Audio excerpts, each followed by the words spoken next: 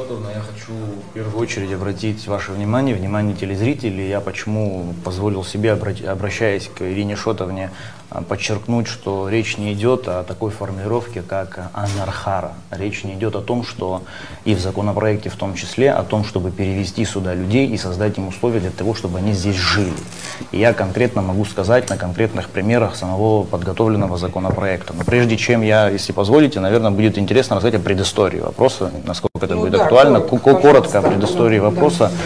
Совершенно очевидно, что формирование законодательства, в том числе в той сфере, о которой мы с вами говорим, должно базироваться на двух таких важных аспектах. Ну, с одной стороны, это защита капитала, как национального, так и зарубежного. Это общепризнанный принцип, в том числе в нашем государстве.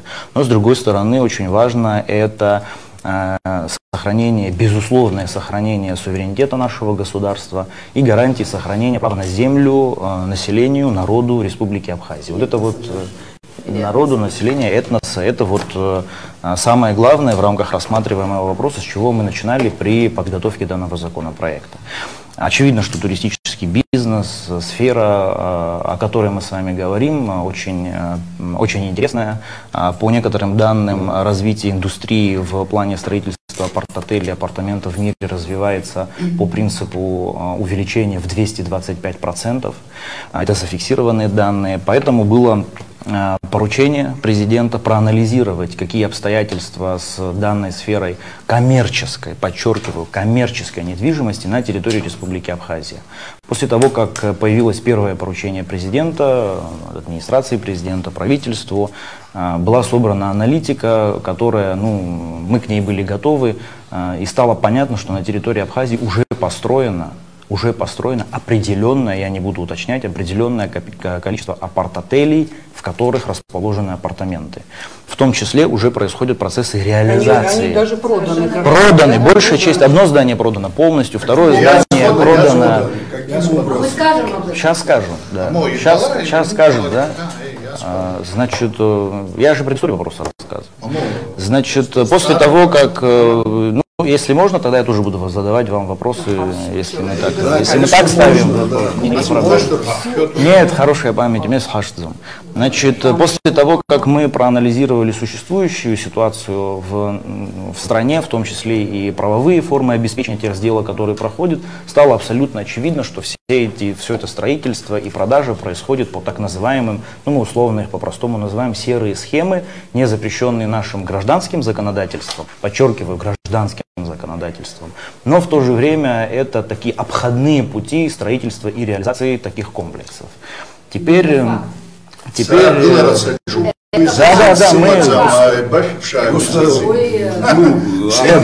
прекрасно знаете, что построены. Теперь я мысль закончу с вашего позволения. Мы ему дадим договорить.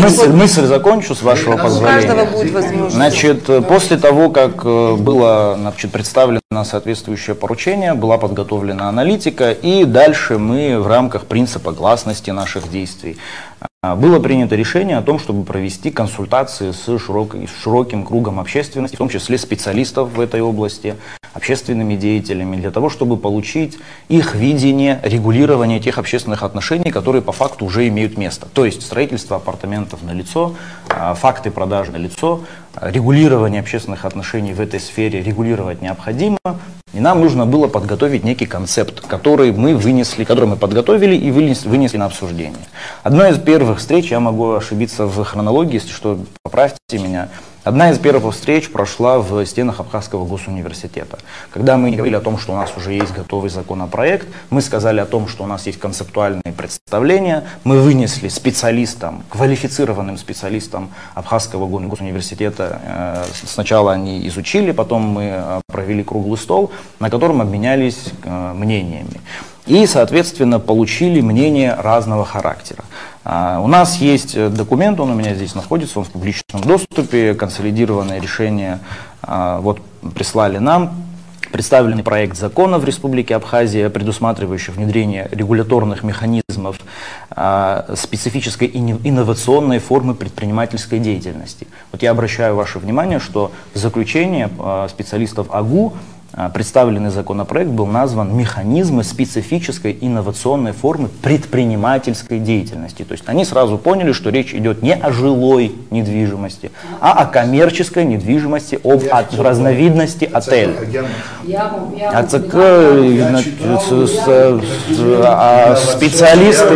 Специалисты Абхазского госуниверситета написали то, что ЦК Амадзам, ну, я с этим не согласен. Ну, я считаю ученых Абхазского госуниверситета специалистами. И поэтому енырца за цакамадзам хасарейса с худзом. Ну, это ваше право. Убрезыхан енус абхит. И хочу, чтобы телезрители это услышали, в том числе и могу это сделать. Эффективное управление предполагает направление стихийно формирующихся процессов в желаемое русло. Речь идет опять-таки о стихийно формирующихся застройках в области апартаментов и апарт-отелей. То есть ученые Абхазского госуниверситета тоже подтвердили, что необходимо направить в желаемое русло. На наш взгляд, данная инициатива представляется актуальной, поскольку здесь есть определенный перечень. Первичная экспертиза законопроекта позволила сделать следующие выводы. Принятие законопроекта будет способствовать привлечению инвестиций, созданию рабочих мест, расходу доходов бюджета всех уровней, улучшению качества гостиничного сервиса и туристического сервиса. Многое другое в отдельном абзаце рассказывается. Давайте. Андрей Львович, пожалуйста. Да, спасибо за предоставленное слово.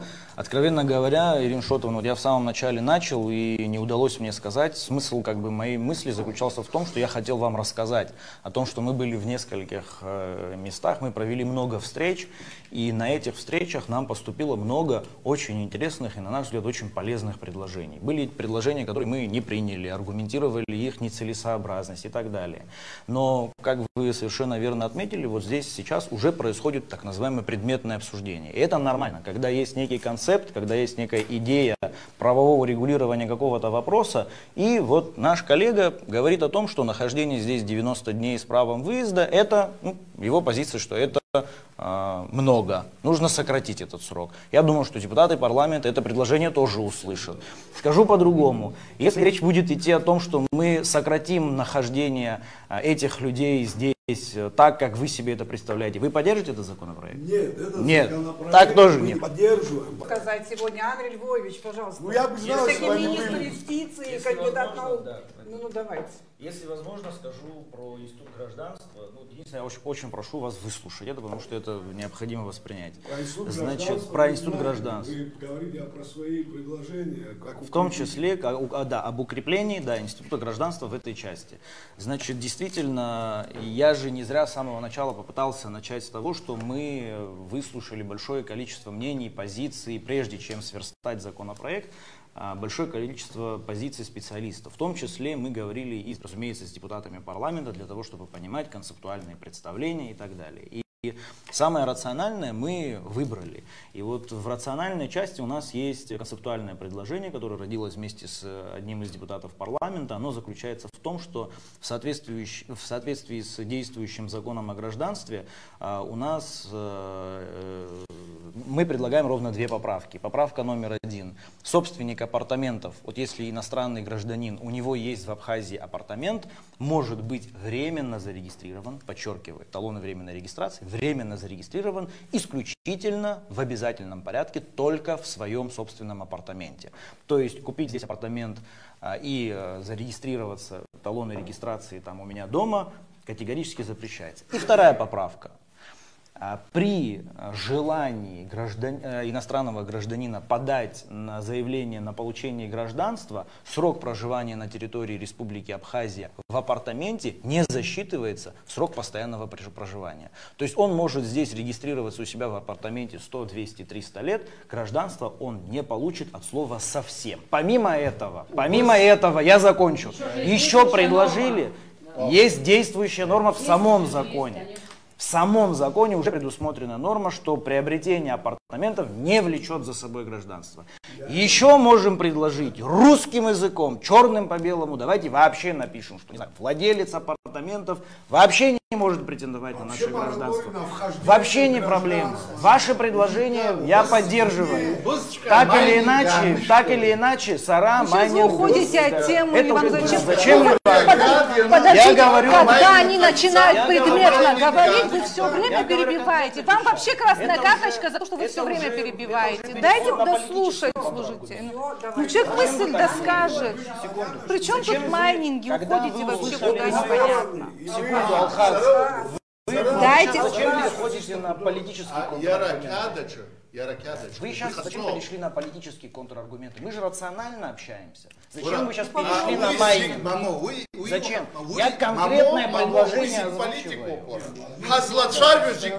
Все в нашей стране экономика, это тот вопрос, Ливан, где мы должны подвинуть политику, объединиться и нивелировать риски. Вот об этом мы и вас просим, в том числе, Ливан. Вот я, например, к вам обращаюсь. Да, говорю.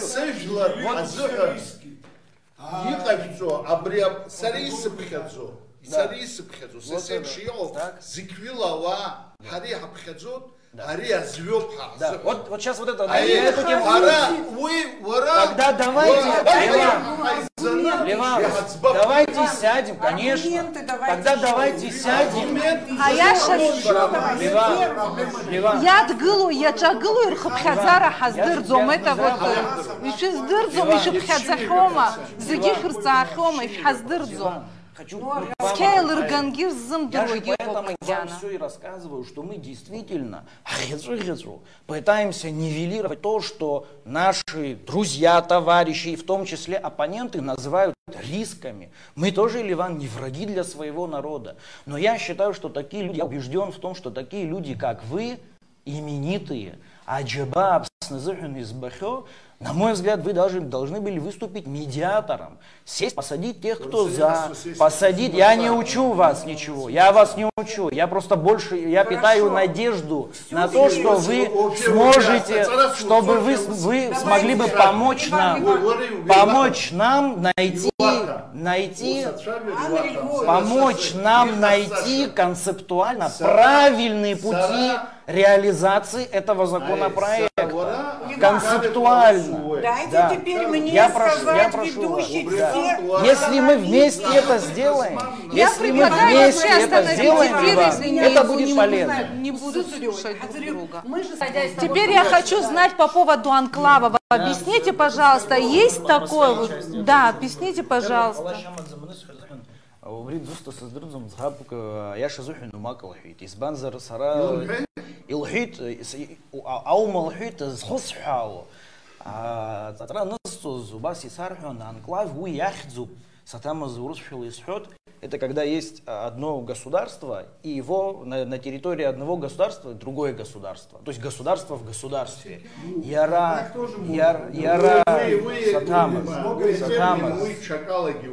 Сатамас. С точки зрения того, что она сказала, с точки зрения формулировки, анклав как какое-то новое государство внутри абхазского государства, это какая-то фантастика. Она сказала не то, что хотела сказать. Она хотела, что сказать, Кристина Константиновна была там. Конечно, это часть ее информации. В данной ситуации речь идет о площади застройки.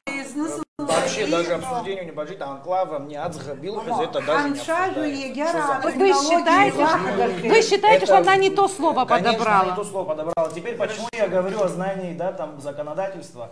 У нас в рамках нашего земельного законодательства есть такие возможности, они прописаны законом. Это возможности прохода к тому же берегу. Конечно, да. конечно.